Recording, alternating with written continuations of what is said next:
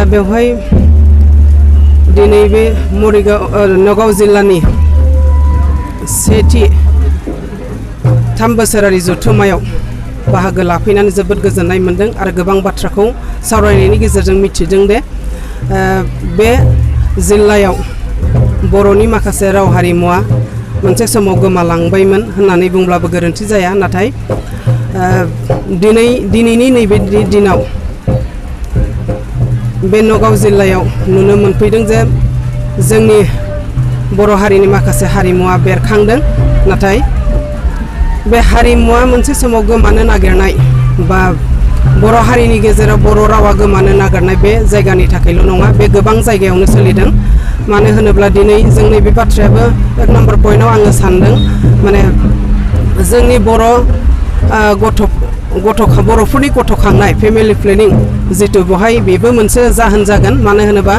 दिनै जोंनि न'खराव गथ' गथायनि बे प्लेनिंखौ मानिनानै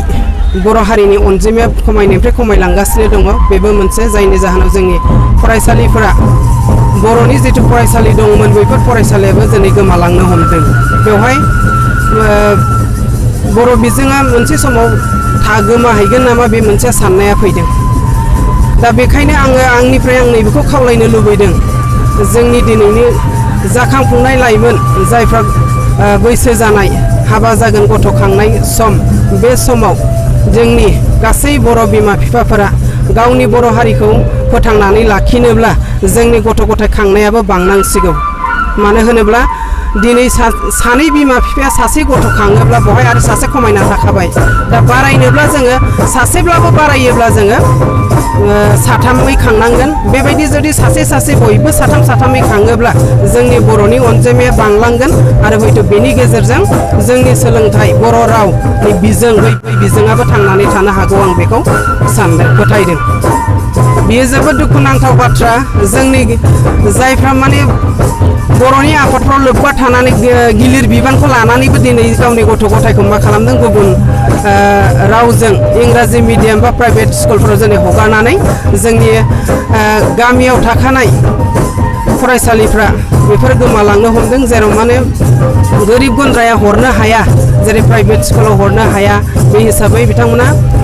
सरकारि स्कुलावनो हरनो गोनां जायो दा सरकारि स्कुलाव हरनांगौब्ला गोरिब गुन्द्रानि सासे सानैल'जों बियो गोमालांखागोन बिनि गेजेरजों आं नैबेखौ खावलायनो लुगैदों जोंनि गासै गेदेमा बर' हारि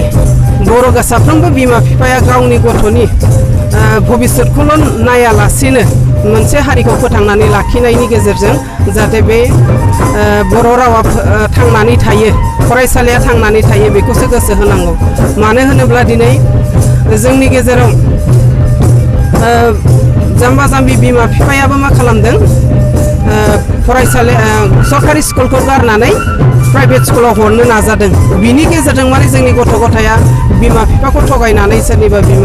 गथ' गथाया मा गाज्रि लामाथिं दोरोदलायदों बे दोरोदलांनायखौ दिनै हमथानोबो गोब्राब जादों दिनै मबाइल जुगाबो मबाइलनि गेजेरजोंबो जोंनि गथ'फ्रा नस्थ' जानो हमदों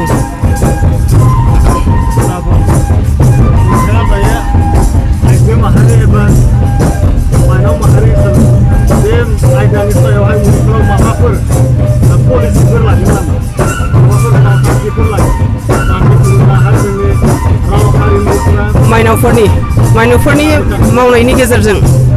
दा बेनो बाथ्राया जोङो माइनावफोरा माने सोलोंथाइया जोबोद गोनां माइनावफोरनि थाखाय मानो होनोब्ला न'खर दैदेननायावबो सोलोंथाइनि गोनांथि जायो गथ' गथाय फोरोंनायावबो सोलोंथाइनि गोनां जायो बा आरो जों बेबायदिनो माइनावफोरा माने दिनैनि माइनावफ्रा माने न'आव जनानै थाग्रा नंला बिथांमोना गोबां साख्रिबो मावो दा बेनि गेजेरजोंनो न'खरखौ दैदेनलांगासिनो दङ दा बेनि गेजेरजोंनो न'खरखौ दैदेनलांगासिनो दङ दा बे न'खर दैदेनलांनायनि गेजेरजों माइनावफ्रा दिनै धोरोम सिबिनायावबो गेजेर नङा हिसाबै धोरोमनि गासै धोरोमनि गेजेरजोंनो बाथौ धोरोमनि गेजेरजोंनो बर' हारिया थांना थानायनि मोनसे मिजिं दङ जेराव माने बाथौ धोरोमनि गेजेरजों गावनि आबुं सिनायथिया बेरखाङो दा बेखौ जोङो जोंनि बिमा बिफाया माइनावफोरा माने गावनि गथ' गथायखौ